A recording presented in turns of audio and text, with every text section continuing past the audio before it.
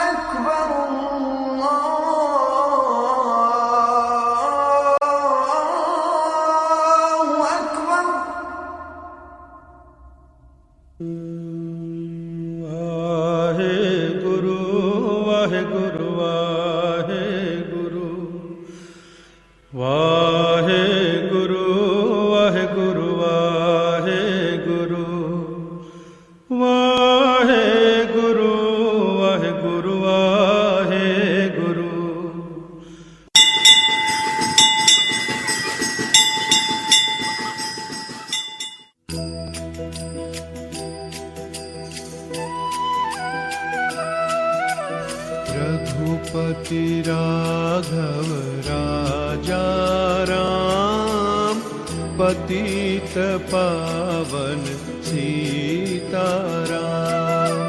रघुपति राघव राजा राम, पतित पावन सीताराम।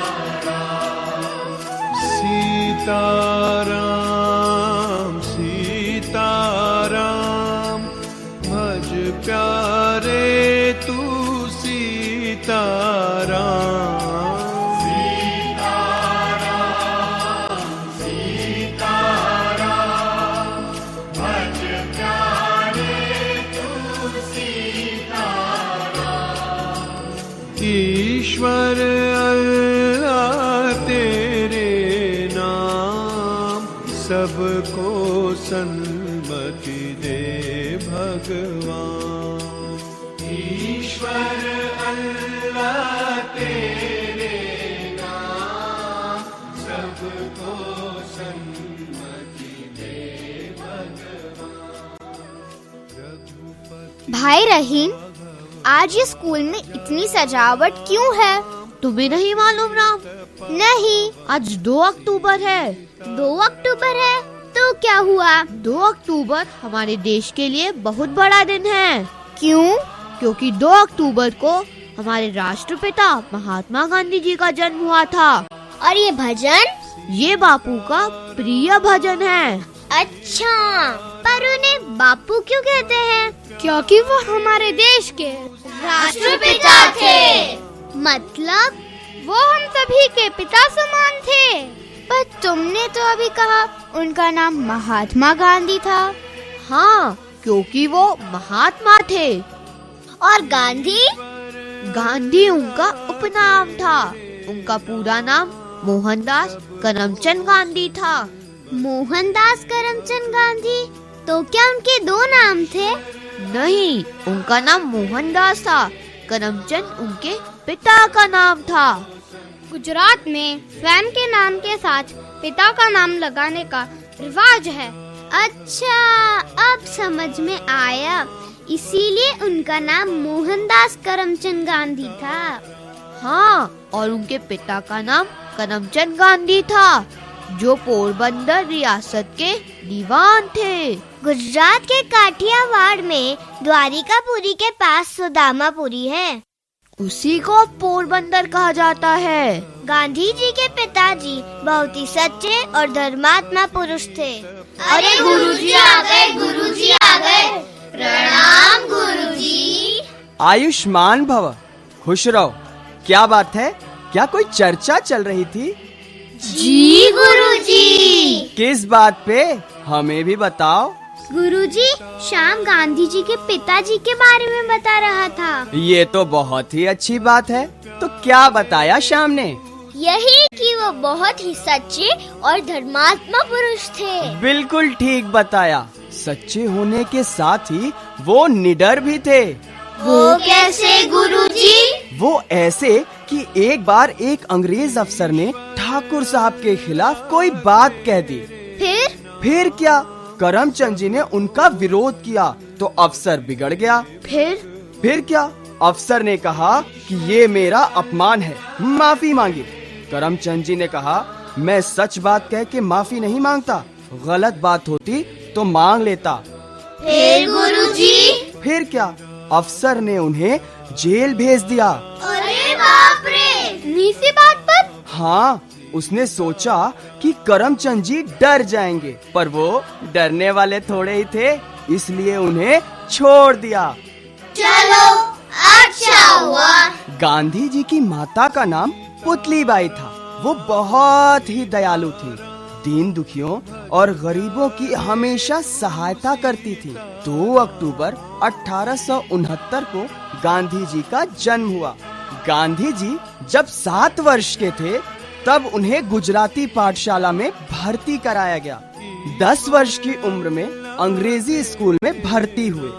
ठीक इसी समय उन्होंने संस्कृत पढ़ी एवं धार्मिक पुस्तकों का अध्ययन भी करने लगे। परंतु इसी समय कुछ गलत छात्रों की कुसंगति से वो गलत रास्ते पे चल पड़े।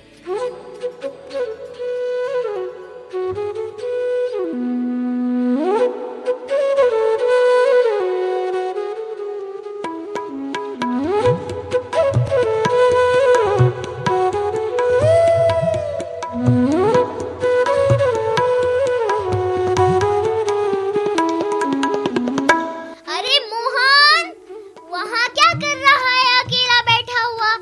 यहाँ आ हमारे पास। हाँ, आजा आजा। देख क्या रहा है? अच्छा, आता हूँ। ये क्या कर रहे हो तुम लोग? कुछ नहीं, मजे कर रहे हैं। तुझे करना है? नहीं। अरे छोड़ यार इसे, ये तो दूध मुहा बच्चा है। देख क्या रहा है, पिएगा? नहीं। पीले पीले तेरी जिंदगी सुधर जाएगी। कैसे? तुझे नहीं पता? नहीं। अरे इसे कैसे पता होगा? इसने तो कभी पी ही नहीं। तो ले आज पी ले। नहीं नहीं नहीं नहीं, क्या करता है? तुझे पता है इसके पीने से आत्मा तृप्त हो जाती है और एक अजीब सी शांति मिलती है और जो आनंद आता है। वो तो मैं तुझे बता ही नहीं सकता। आनंद? कैसा आनंद? वो मैं ऐसे नहीं बता सकता, वो तो सिर्फ पीने वाले को ही पता चलता है। अच्छा, हाँ और क्या? एक सुट्टा अंदर, सारी टेंशन बाहर, सारी चिंता से मुक्ति। पर तुझे क्या, तू तो रहे अपनी चिंताओं के साथ। अरे नहीं यार, ये भी अपना दोस्त है, इसकी चिंता हमारी चिंता। और क्या, इसे हम अकेला थोड़े ही छोड़ सकते हैं, इसकी मदद करना हमारा फर्ज है। अच्छा, तो ऐसी बात है, तो फिर सोच क्या रहा है? ले पी ले, तू भी क्या याद करेगा? अरे सोच क्या रहा है, ले ले ले। सच में आनंद आता है, चिंता मिट जाती है, तो क्या हम तेरे से झूठ बोलेंगे? अच्छा, अरे ठीक से पकड़ा ना, ऐसे क्या करता है? माफ करना, गलती हो गई। अरे पहले समझा तो दे इसे, कैसे पीना है। इसे ऐसे पकड़ते हैं, फिर मुंह में लेते हैं और बस।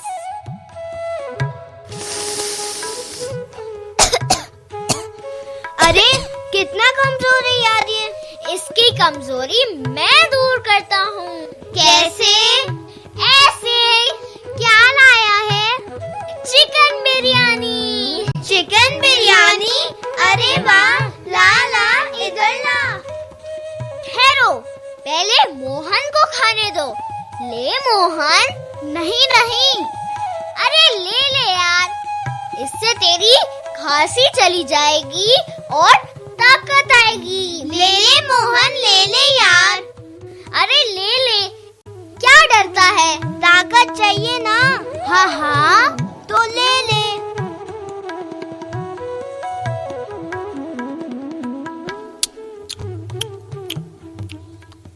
मजा आया?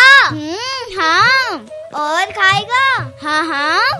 ठीक है, कल लाएंगे, पर उसके लिए पैसे तुझे लाने होंगे। पैसे? पर मैं पैसे कहाँ से लाऊंगा? तेरे घर से ले आ। पर इसके लिए मुझे पैसे कौन देगा? क्यों? तेरे पिताजी दीवान हैं, उनके पास पैसे की कमी थोड़ी है। और क्या, उनकी जेब में से चुपचाप निकाल लेना, उन्हें कौन सा पता चलेगा? और अगर पता चल गया तो? अरे कैसे पता चलेगा? और चल गया तो नौकरों पर शक करेंगे, तेरे पर थोड़े ही शक करेंगे। ठीक है।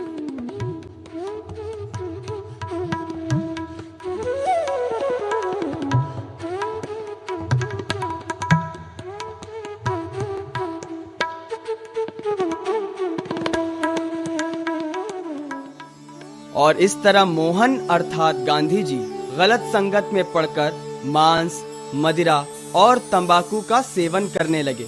इसके लिए घर से चोरी करने लगे। परंतु एक दिन उन्हें बचपन में देखे राजा हरिश्चंद्र नाटक की कथा याद आई कि किस प्रकार राजा हरिश्चंद्र ने सत्य की रक्षा के लिए सब कुछ गंवा दिया।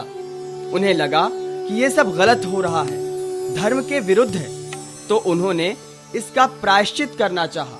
सोचा कि सब कुछ सच सच पिताजी को बता देना चाहिए, परंतु बताने की हिम्मत नहीं हुई।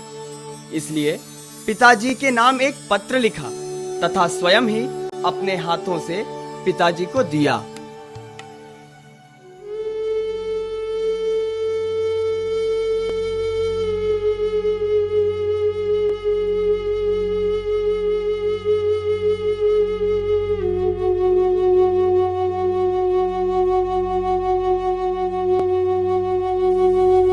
आदरणीय पिताजी, चरण स्पर्श। मैं बहुत दिनों से आपसे कुछ कहना चाह रहा था, परंतु हिम्मत ही नहीं जुटा पाया। इसीलिए पत्र के माध्यम से आपको बता रहा हूँ। विद्यालय के कुछ मित्रों की कुसंगति में आकर मैंने मांस, मदिरा और तंबाकू का सेवन प्रारंभ कर दिया था। इसके लिए मैंने घर में से चोरी भी की, परंतु अब मेरी समझ में आ गया है कि ये सब पाप है, धर्म के विरुद्ध है। अतः अब मैं प्रायश्चित करना चाहता हूँ। इसके लिए दंड भुगतने को भी तैयार हूँ। मैं प्रतिज्ञा करता हूँ कि भविष्य में इस प्रकार की गलती कभी नहीं करूँगा। आपका आज्ञाकारी मोहन दास।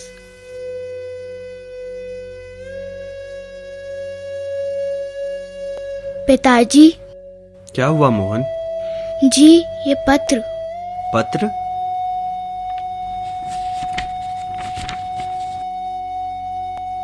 आदरणीय पिताजी, चरण स्पर्श। मैं बहुत दिनों से आपसे कुछ कहना चाह रहा था, परंतु हिम्मत ही नहीं जुटा पाया।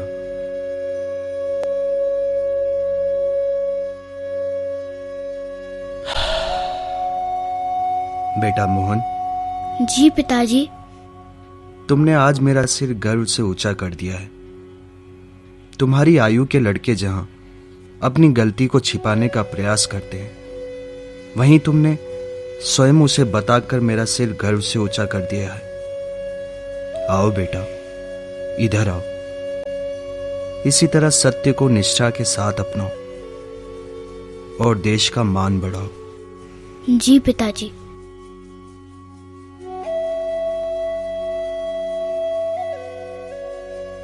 पिताजी की ये बात मेरे दिल और दिमाग में बैठ गई। शायद इसी का प्रभाव था कि जब इंस्पेक्शन के दौरान मुझे अध्यापक ने दूसरे बच्चे की नकल कर अपनी गलती सुधारने को कहा, तो वो काम मुझसे नहीं हो सका।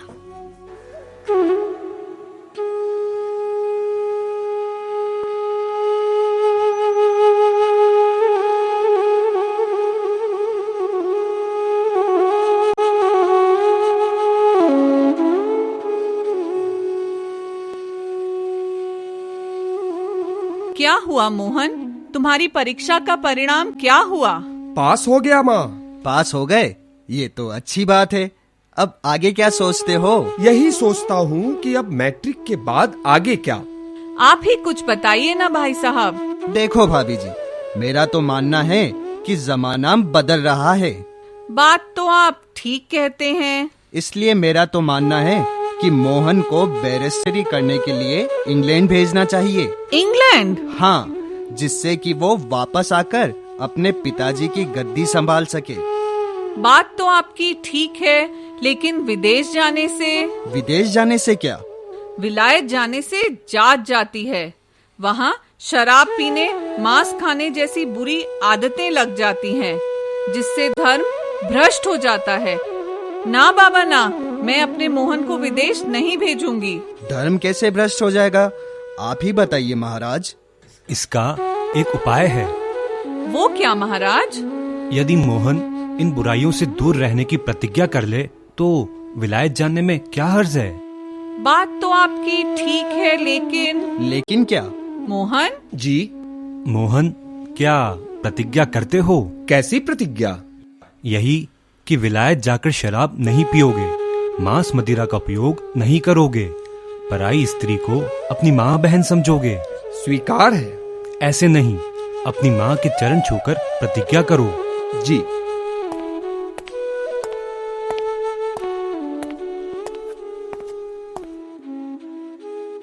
माँ, मैं प्रतिज्ञा करता हूँ कि मांस मदिरा का सेवन नहीं करूंगा, पराई स्त्री को अपनी माँ और बहन समझूंगा।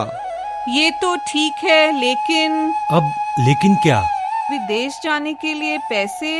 अरे आप उसकी चिंता क्यों करती हैं भाभी जी, सब हो जाएगा। ये सेवक है ना। कैसे? करमचंद भाई के बहुत एहसान है मुझ पर, इतना तो मैं कर ही सकता हूँ। अगर आप कहते हैं तो ठीक है, जैसी आप सबकी इच्छा। मैं मोहन के विदेश जाने की व्यवस्था करती हूँ।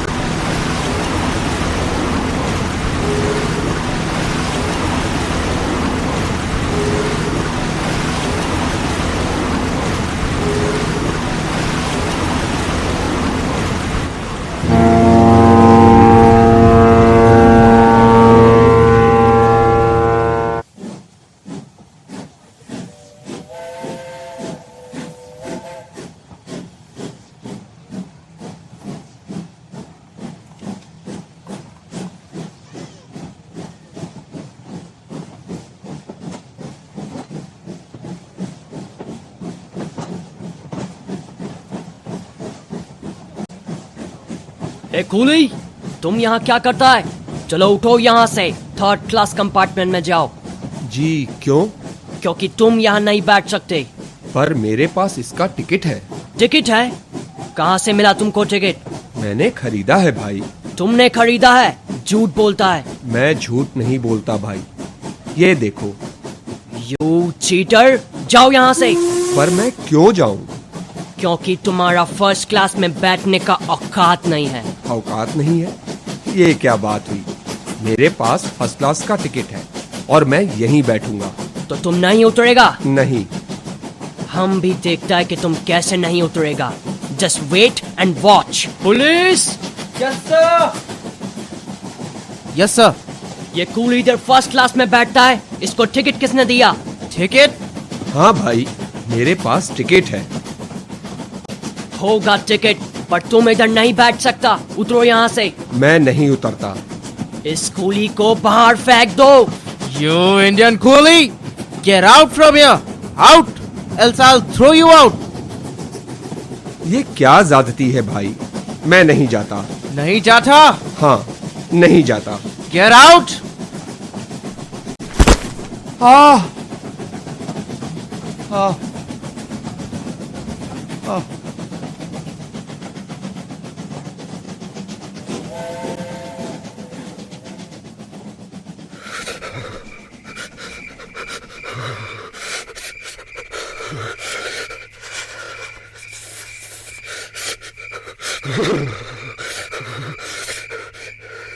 और इस तरह गांधी जी सारी रात कड़कड़ाती सर्दी में रात भर प्लेटफॉर्म पे बैठे रहे। सुबह होने पर उन्होंने जोहानसबर्ग जाने के लिए एक घोड़ा गाड़ी रुकवाई।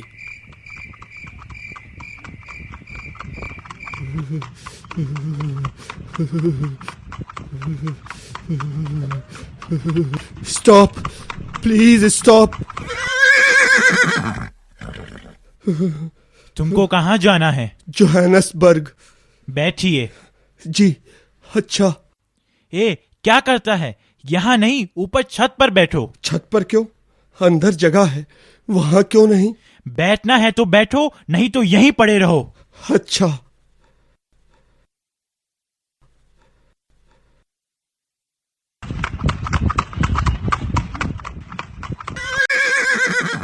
हे कूली, नीचे उतरो।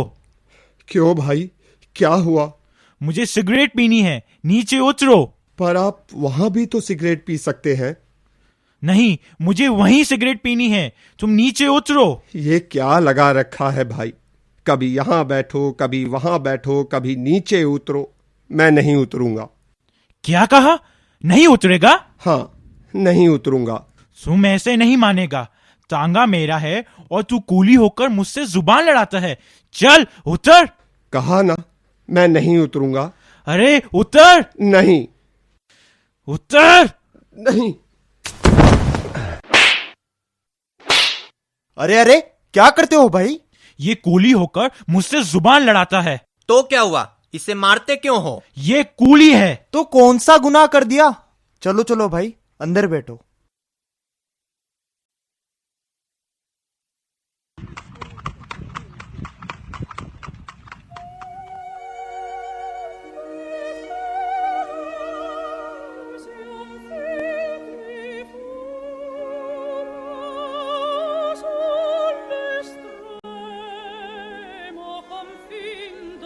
Hey you Indian coolie, don't you know this is Prime Minister's house? Prime Minister's house? So what? So what? Prime minister के हाउस के सामने से ऐसे निकलते हैं? You fool, Indian coolie! अरे अरे, ये क्या कर रहे हो? अरे लेकिन इसे मार क्यों रहे हो? यह प्राइम मिनिस्टर के हाउस के सामने से निकलता है। अरे तो क्या हो गया भाई? यह कूली है। कूली है तो क्या जुर्म हो गया? You don't argue with me. अरे ये क्या बात हुई? You shut up, keep quiet. You shut up. अरे ऐसे लोगों पर तो मुकदमा करना चाहिए। हाँ मोहन, तुम कहो तो अभी मुकदमा करें इन पे।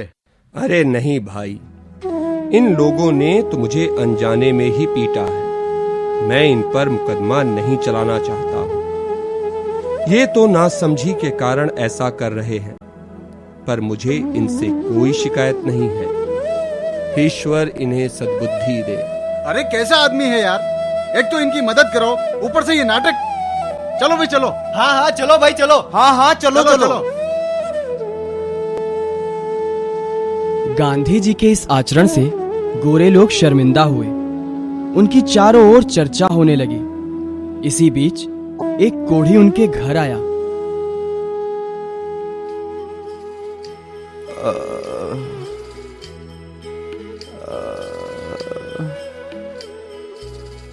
सुनो जी, कोई कोढ़ी गरीब आदमी आया है। ठीक है, इसे कुछ दे दिला के और खाना खिलाकर रवाना करो। नहीं, ठहरो। भगवान तो दीन दुखियों में ही रहता है, उनकी सेवा करनी चाहिए। तो फिर उसे अंदर ले आते हैं। कोढ़ी को? हाँ, तो क्या हुआ? उसे छूत की बीमारी है, हमें भी लग जाएगी। नहीं, ऐसा नहीं होगा। और लग जाए तो भी क्या हुआ? कैसी बातें करते हो? ठीक ही तो कहता हूँ। हमें उसके जख्मों को धोना चाहिए, उस पर मरहम पट्टी करनी चाहिए। चलो उसे ले आएं। अच्छा, आप कहते हैं तो।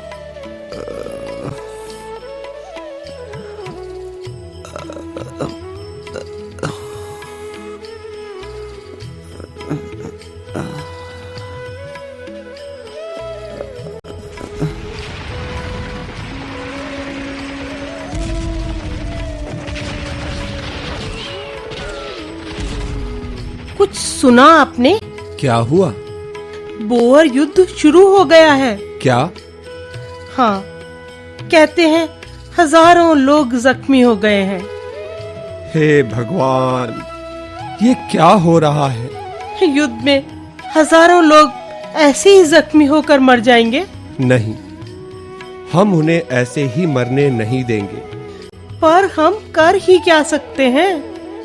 हम अपनी पहचान वाले सभी लोगों को बुलाएंगे, उनसे जख्मी लोगों की मदद करने को कहेंगे। हाँ, ये ठीक होगा। मानवता की सेवा करना ही सबसे बड़ी सेवा है और ईश्वर भक्ति है। तेरे कहिए जे पीड़ पराई जाने,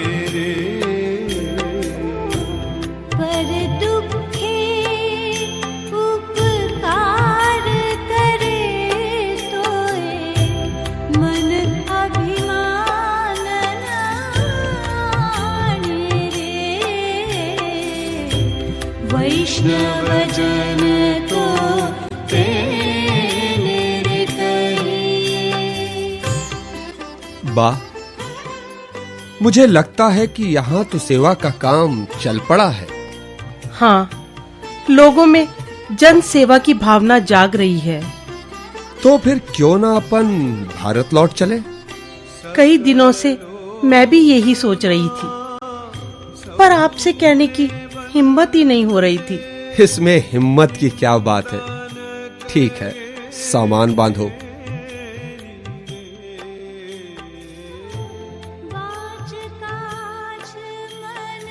गांधी जी, सुना है आप भारत लौट रहे हैं? हाँ भाई, अब यहाँ तो आप सभी लोग ठीक से संभाल ही रहे हैं। पर आपके बिना यहाँ कैसे होगा? बहुत अच्छा होगा, आप लोग हैं ना। अच्छा, आप नहीं मानते तो हमारी तरफ से ये कुछ भेंट हमारी ओर से भी लीजिए। ये छोटा सा नजराना हमारी तरफ से। अरे भाई, इन सब की क्या जरूरत है? ये तो नजराना है। इसे अपने पास ही रखें और दीन दुखियों की सेवा में लगा दें। पर गांधी जी, परवर कुछ नहीं, इसे यहीं रखें और लोगों की सेवा में खर्च करें।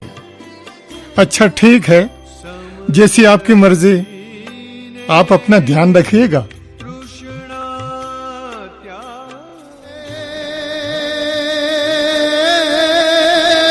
हे माड़ी जखोंड तारा दीवा बड़े,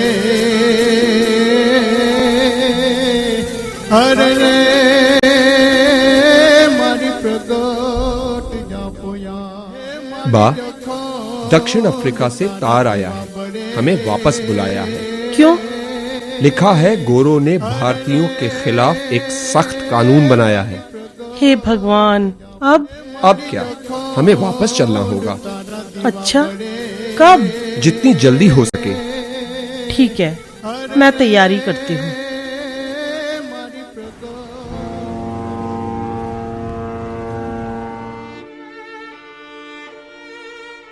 अच्छा हुआ आप वापस आ गए। हाँ भाई, आप लोगों ने बुलाया तो आना ही था। सरकार कानून बनाकर भारतीयों के मताधिकार को छीनना चाहती है। ऐसा नहीं हो सकता, हमें एकजुट होकर इसके लिए आवाज उठानी होगी। आप ठीक कहते हैं बापू। गरीब लोग भी बहुत परेशान हैं बापू। उनके लिए हमें एक आश्रम बनाना चाहिए। आश्रम? हाँ, आश्रम जिसमें कोई भी दीन दुखी बिना जात पात और भेदभाव के आकर रह सकता है। उसमें सभी मिलजुल कर सादगी के साथ रहेंगे और काम करेंगे। ये तो बहुत ही अच्छा होगा बापू। और मताधिकार के कानून के खिलाफ आवाज उठाएंगे। हमें लोगों को इकट्ठा कर एक पत्र पर हस्ताक्षर करवाकर सरकार को देना होगा। ठीक है बापू। लगभग 10,000 भारतीय हमारे संपर्क में हैं। तो बस सभी से हस्ताक्षर करवाकर सरकार को पत्र भेज दिया जाए। ये काम आप देखें। और हम? आप आश्रम की व्यवस्था देखें। जी अच्छा बापू। बापू, काम हो गया बापू। क्या? हमारे पत्र के बाद सरकार ने कानून वापस ले लिया। चलो, बहुत। लेकिन बापू, आश्चर्य है, अंग्रेज लोगों ने हमारी बात मान कैसे ली? क्योंकि इतने सारे सत्याग्रहियों को उनके लिए जेल में रखना मुश्किल हो रहा था। बात तो तुम्हारी उचित लगती है। अंग्रेज बिना हथियार, बिना लड़ाई के मानने वाले नहीं थे। पर मान तो गए ना। ये सब बापू का ही करिश्मा है। उन्होंने खुद कष्ट उठाए और हम भारतीय लोगों की तकलीफें दूर की। हमारे बापू महान हैं। हमारे बापू महान ही नहीं, महात्मा हैं। हाँ, महात्मा हैं। देखो भाई, मैं ना महान हूँ और ना ही महात्मा हूँ। बापू, आप सच में महात्मा हैं। नहीं भाई, मैं एक साधारण इंसान हूँ और साधारण ही रहना चाहता हूँ। पर बापू, साथ ही मैं चाहता हूँ कि हमारे आश्रम में रहने वाला प्रत्येक व्यक्ति साधारण मनुष्य की तरह रहे। उसकी आवश्यकता बहुत कम हो, जितनी आवश्यकता हो उतनी ही वस्तुओं का उपयोग करे। जरूरत इस बात की है कि उनमें आपस में भाईचारा हो, वो मिलजुल कर रहें। जी बापू। तो ठीक है, अब इस आश्रम की व्यवस्था आप लोग संभालें। मतलब ये कि मेरा दक्षिण अफ्रीका का कार्य पूरा हो चुका है। अब हमें वापस भारत जाना होगा। यह आप क्या कह रहे हैं बापू? मैं ठीक ही कह रहा हूँ भाई, अब हमें भारत जाना होगा। पर बापू, देखो भाई, मेरा यहाँ का काम पूरा हो चुका है। अब भारत जाकर वहाँ के लोगों को अंग्रेज सरकार के जुल्मों से बचाना है। ठीक है बापू, पर हम तो चाहते थे कि आप यहीं हमारे साथ रहें। चाहता तो मैं भी हूँ, पर क्या करूँ, जो काम हाथ में लिया है उसे छोड़ा भी नहीं जा सकता ना। ठीक है बापू। भगवान आप सबकी रक्षा करे।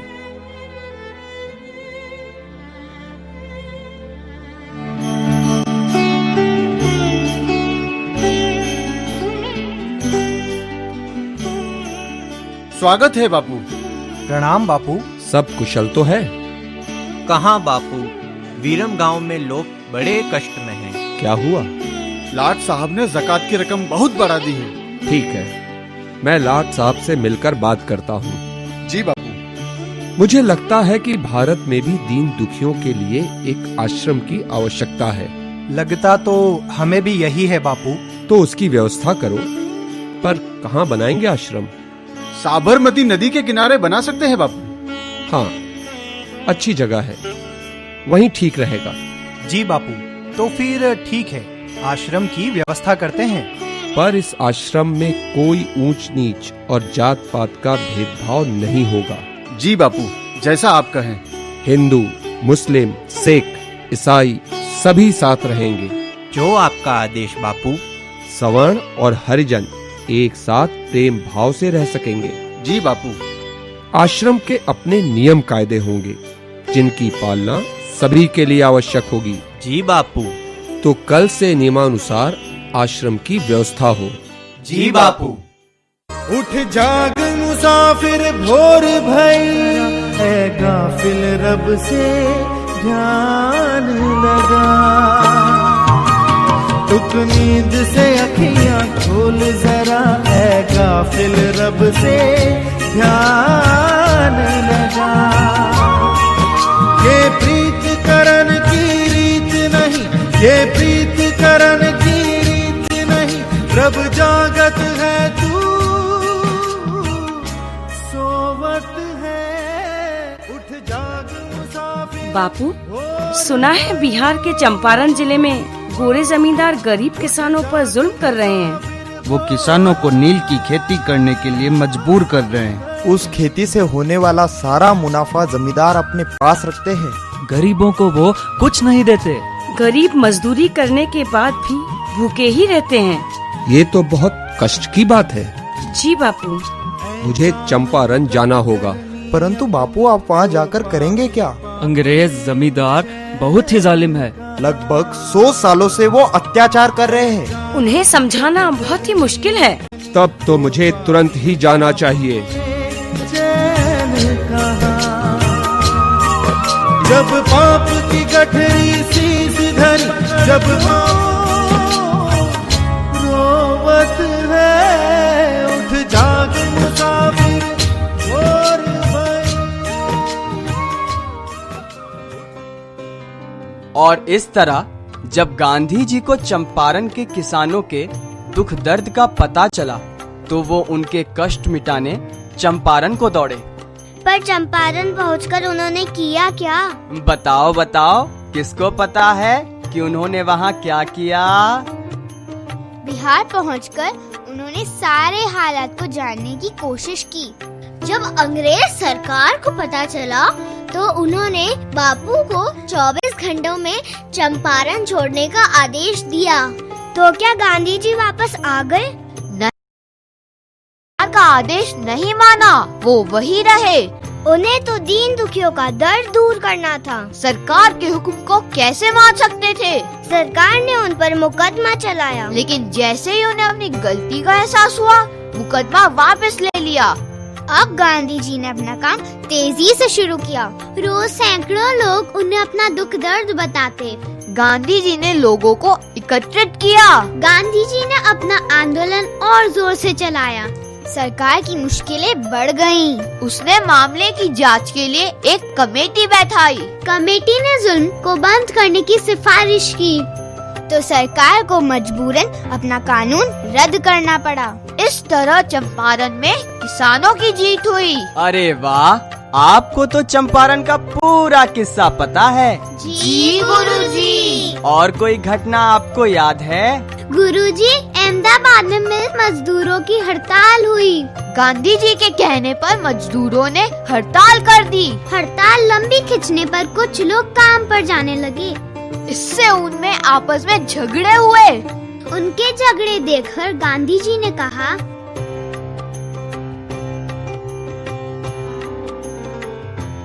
जब तक सभी मजदूर आपस में मिलकर नहीं रहेंगे, अपनी प्रतिज्ञा का पालन नहीं करेंगे, मैं उपवास करूंगा।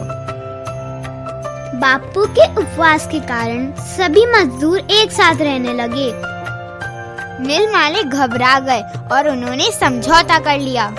अरे वाह, आपको तो सब कुछ पता है। और आगे?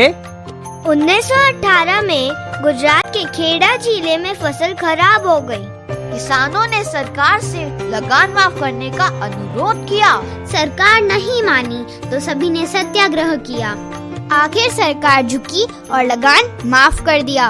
अरे, आप लोगों को तो बहुत कुछ मालूम है, पर क्या किसी को जलियांवाला बाग के बारे में पता है?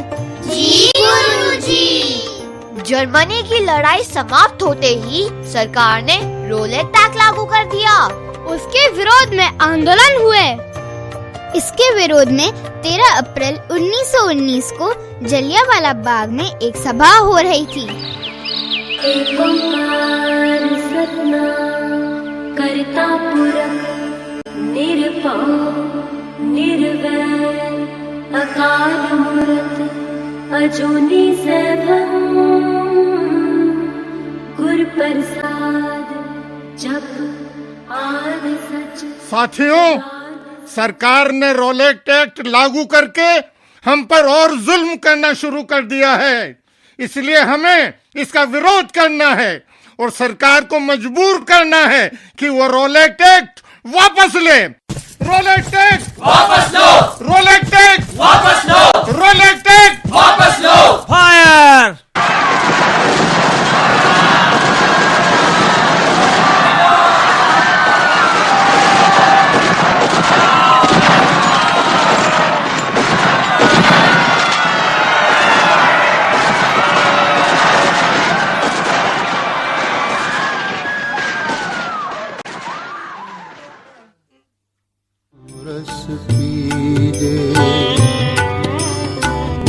राम नाम रस पीजे मनवा, राम नाम रस पीजे। तज कुसंग सत संग बैठ नित, तज कुसंग सत संग बैठ नित। हरि चर्चा सुन लीजे मनवा। प्रार्थना आवश्यक है, इससे हमारे मन को शांति मिलती है, पर दुनिया की शांति के लिए छुआछूत छोड़ दो। छुआछूत हिंदू धर्म पर कलंक है। हरिजनों से प्रेम करो, उनके साथ बराबरी का व्यवहार करो। वो तो ठीक है बापू, हम आपकी सारी बात मानेंगे, पर रोजी रोटी कैसे मिलेगी? विदेशी कपड़े पहनना छोड़ दो, चरखा चलाओ, उससे रोजी रोटी मिलेगी। हाँ बापू, वो तो ठीक है, लेकिन सरकार ने नमक जैसी चीज पर भी कर लगाकर हमारा जीना हराम कर दिया है। आप ठीक कहते हैं। मैंने सरकार से रोटी मांगी थी, लेकिन उसने हमें रोटी देने के बदले नमक पर कर लगाकर भूखे मरने को छोड़ दिया। उसने हमें लड़ने को मजबूर कर दिया है। हम इस कानून को तोड़ेंगे।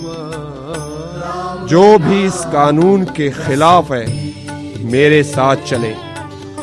हम समुद्र किनारे जाकर खुद नमक बनाकर इस कानून को तोड़ेंगे। हम आपके साथ हैं बापू। चलिए, कहाँ जाना है? चलिए, मैं आज आपके सामने प्रण करता हूँ कि मैं जंगलों में भटकूंगा, कौवे कुत्तों की मौत मरूंगा, लेकिन आजादी पाए बिना आश्रम में नहीं लौटूंगा और दांडी में नमक बनाकर इस सरकार के खिलाफ जंग का ऐलान करूंगा।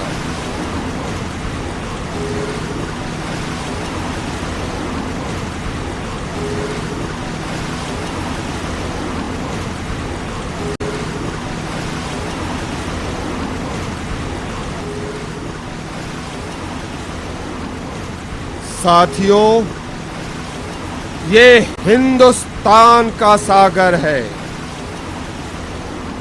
हमारे देश का सागर है।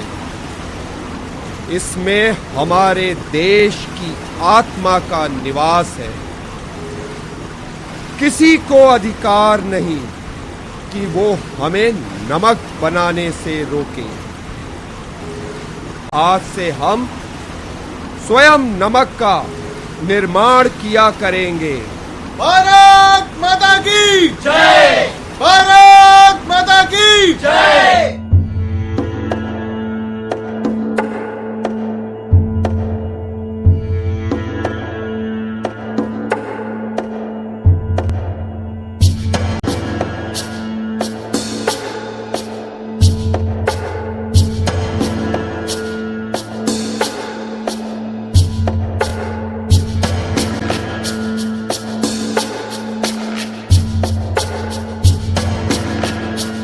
बापू, सरकार ने हमारे देशवासियों को खुश करने के लिए एक शासन सुधार योजना बनाई है, परंतु उसे ध्यान से देखने पर पता चलता है कि इससे देशवासियों को फायदा कम और नुकसान ज्यादा है।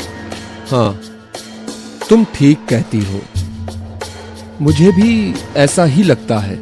तो फिर क्या करना चाहिए बापू? करना क्या है? अब और नहीं सहा जाता। हम उसे अस्वीकार करते हैं। मेरा तो कहना है कि अब हमें अंतिम लड़ाई के लिए तैयार हो जाना चाहिए। क्या मतलब बापू? मतलब अब असहयोग आंदोलन करेंगे।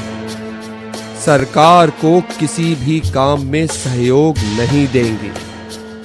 और अब हमारा नारा होगा, अंग्रेजों भारत छोड़ो। जी बापू। अंग्रेजों भारत छोड़ो! अंग्रेजों भारत छोड़ो!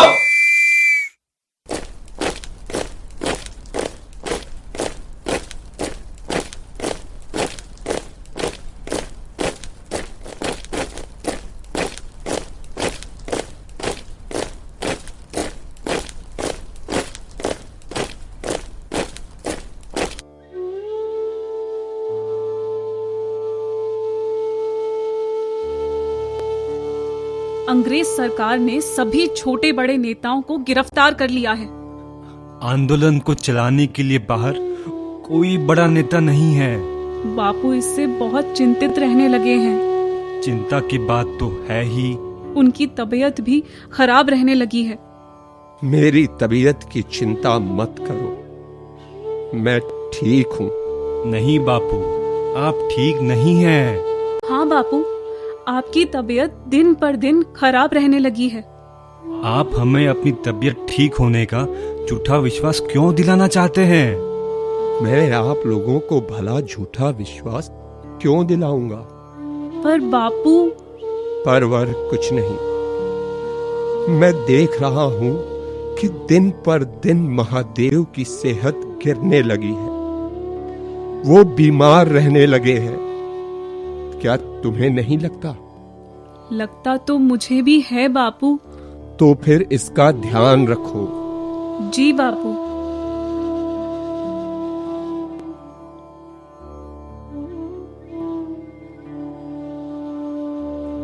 हमेशा अपने कष्ट, अपनी चिंता छिपाते रहे हैं बापू, लेकिन इस बार वो छिपाने के बाद भी उजागर हो रही हैं। आप ऐसा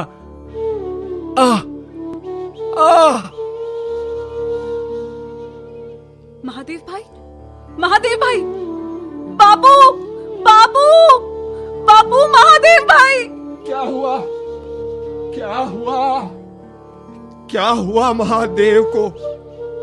महादेव, महादेव, ओ महादेव, जिस अनिष्ट की मुझे आशंका थी, आखिर वो। महादेव भाई,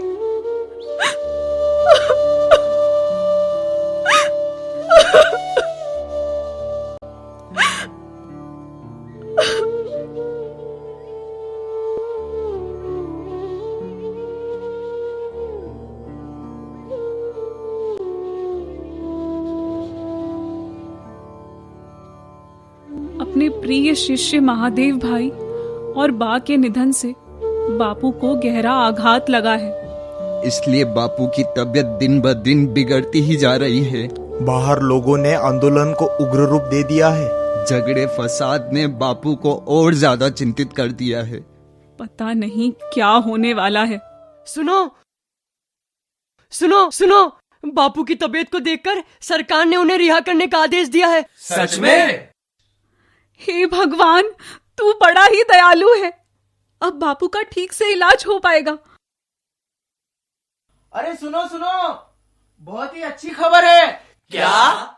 ब्रिटेन में चुनाव हुए हैं और चुनाव में मजदूर दल की जीत हुई है। हाँ, लेकिन उससे हमें क्या? अरे उससे हमें आजादी मिल गई है। क्या?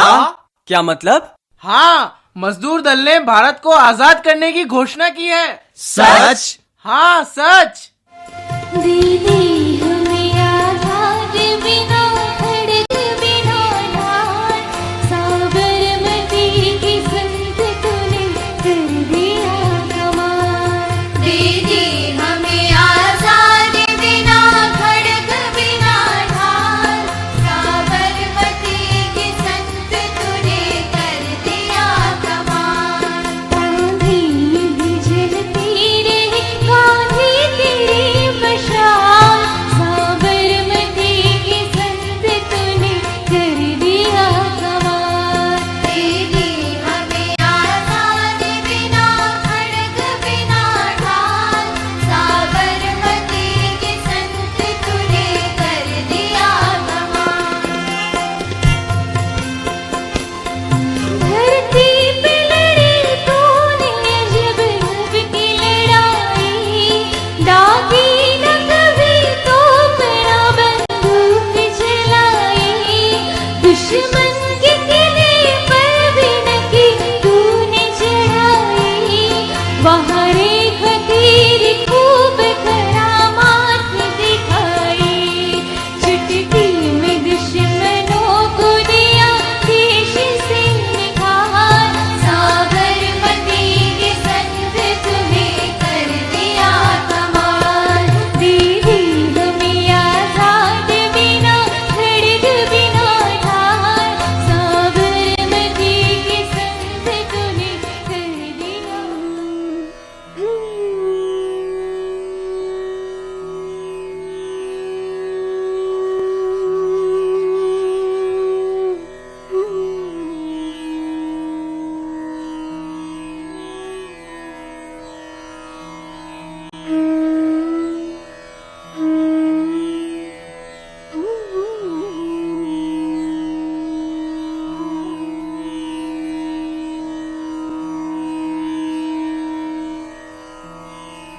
अब ये झगड़े बंद हो जाने चाहिए भाई। तुम सभी को भाई भाई की तरह रहना चाहिए। मजहब के नाम पर लड़ना मूर्खता है। मजहब लड़ना नहीं सिखाता, वो तो सबसे प्यार करना सिखाता है। दूसरों के मजहब का आदर करना चाहिए। खैर, बाकी सारी बातें बाद में। अभी प्रार्थना का समय हो रहा है। बापू, अगर आज प्रार्थना में ना जाए तो? क्यों भाई? क्योंकि आपकी जान को खतरा है। भगवान की राह में अगर जान जाती है तो इससे अच्छी बात क्या हो सकती है। चलो चलो भाई, जल्दी चलो।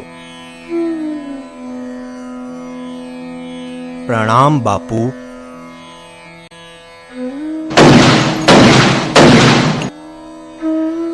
हे राम। बापू बापू बापू बापू।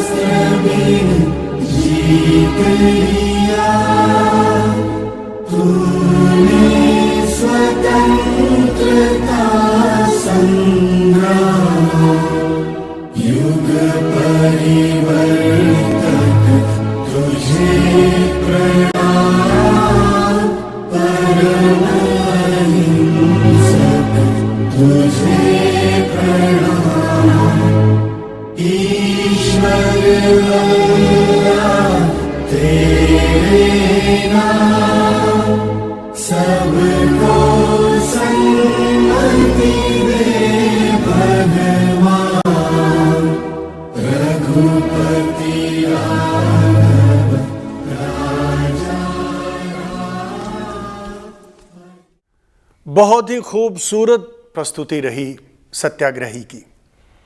मुझे आशा ही नहीं, पूरा विश्वास है, भरोसा है कि आप में से जो लोग भी इसे देख रहे हैं, जिन्होंने भी इसको पूरा देखा है, वे ज़रूर अहिंसा के इस पुजारी से, मानवता के इस मसीहा से, पूज्य बापू के जीवन से प्रेरणा ज़रूर लेंगे। दोस्तों, विदाई का समय होता है। हमारा ये 64वां एपिसोड अब मैं आप लोगों से समाप्त करने की इजाज़त चाहता हूँ। इस रंग यात्रा में हम ऐसे ही कुछ लोक कलाओं को, लोक कलाकारों को आपके सामने लाते रहेंगे। मैं बताना चाहता हूँ कि हमारी सहयोगी संस्था भारतीय लोक कला मंडल उदयपुर के जितने भी लोक कलाकार हैं, उन्होंने अथक प्रयास करके इस खूबसूरत कहानी को, किस्से को बनाया और लगभग 100 से अधिक कठपुतलियाँ, पपेट्स इसमें काम में लिए गए हैं। लगभग 20 के तकरीबन कलाकार जिन्होंने इस कठपुतली शो को आयोजित किया। मुझे भरोसा है कि आप लोगों को ये अच्छा लगा होगा, पसंद आया होगा। Bharatiya Vidya Bhavan Infosys foundation cultural outreach programme का 64वां एपिसोड अब यहीं समाप्त करते हैं। दोस्तों, चलते चलते एक बात और आपके साथ में मैं कहना चाहता हूँ। दुनिया, पूरी मानवता, इंसानियत बहुत कठिन दौर से गुजर रही है। कोरोना का संकट हम सब पर छाया हुआ है। इसलिए मेरा आप सब से पुनः और पुनः आग्रह है, अनलॉक की जितनी भी गाइडलाइंस हैं उनका पालन कीजिए, डिस्टेंसिंग रखिए, मास्क का प्रयोग कीजिए जब आप भीड़ में हो, सैनिटाइजर और साबुन का उपयोग कीजिए, अपने आप को सुरक्षित रखिए। पुनः आपसे भेंट होती है इसी मंगल कामना के साथ। नमस्कार।